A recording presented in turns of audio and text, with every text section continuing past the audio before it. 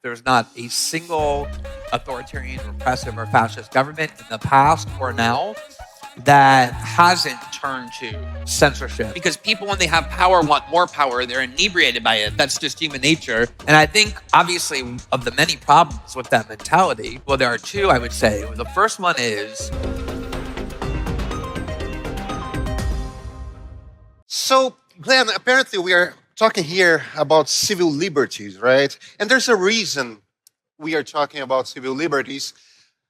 There's this movements in the world, all over the world, especially in the democratic world, with descendants of populists, demagogues, some of them authoritarians, leaders, usually from the right wing. There are some cases, like in Venezuela, of leaders from the left wing that push the boundaries of democracies. And in many places, that's certainly the case of the US, where you're from. This is certainly the case here in Brazil.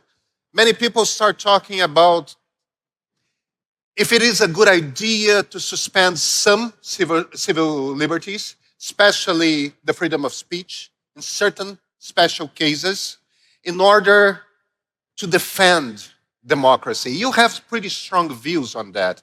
In general, how do you see the thing?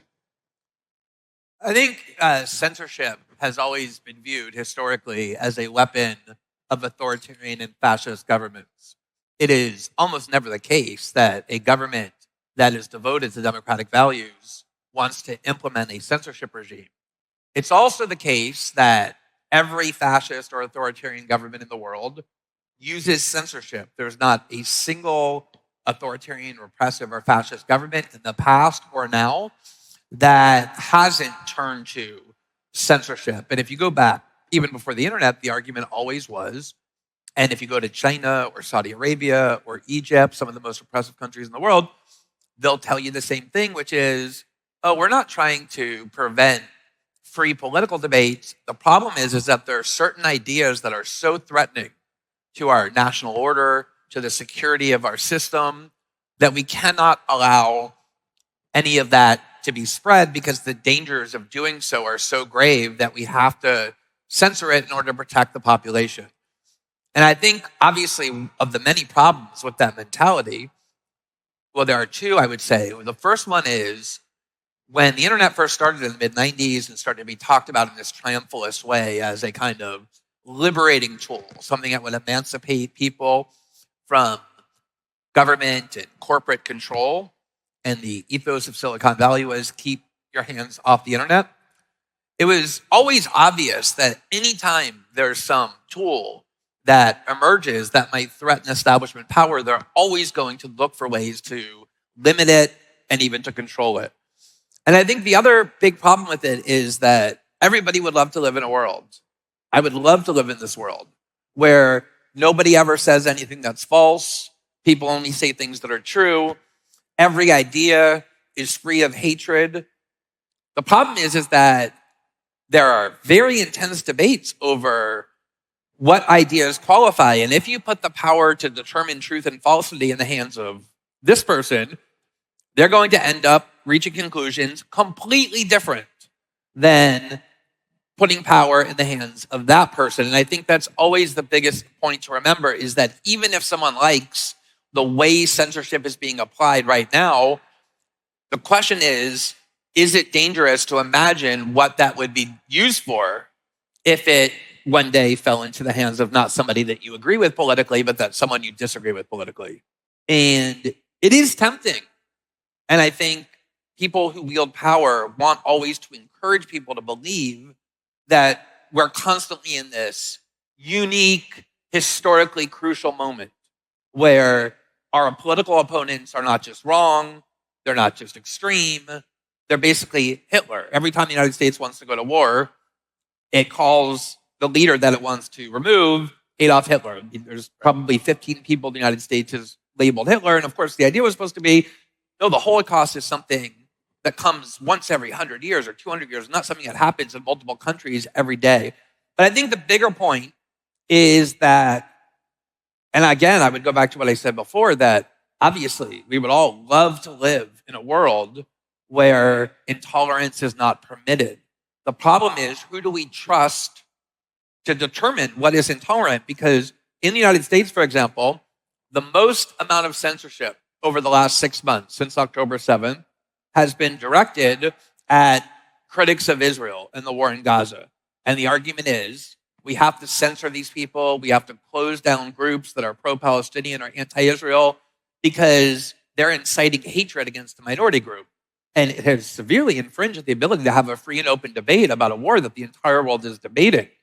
Obviously, you go to someone who's a critic of Israel and you say no, they'll say no, the intolerant idea is the idea that Israel has the right to kill 30,000 or however many people in Israel. That's the intolerant view. So, here in Brazil, I always think it's very ironic that the judge in whose hands these decisions are now centralized, he makes these decisions in secret with no due process, is named Alexandre de Moraes. He's become in the headlines a lot more internationally because of the conflict that he's had with Elon Musk and X, but also the Brazilian media is starting now to question him. And this is a person who only 5 years ago, the left was accusing of being a white supremacist and a racist and a fascist and a golpista, someone who doesn't believe in democracy. And so they've decided to put these powers in his hands because they like the way he's doing it. So I think always the question is, do you like the way this censorship scheme is being applied today, but do you think that the risks and dangers of having a censorship regime are greater than the harms that might be caused by allowing a free and robust debate? The Supreme Court, in this case of Brazil, it was pretty much alone because the Attorney General was someone Bolsonaro chose and he wouldn't work. The Congress was pretty much working with Bolsonaro. And I'm coming back here to the fact that a coup d'etat was actually planned. And part of the plan was to distribute disinformation. What you're talking about, the 2022 election, was a year and a half ago.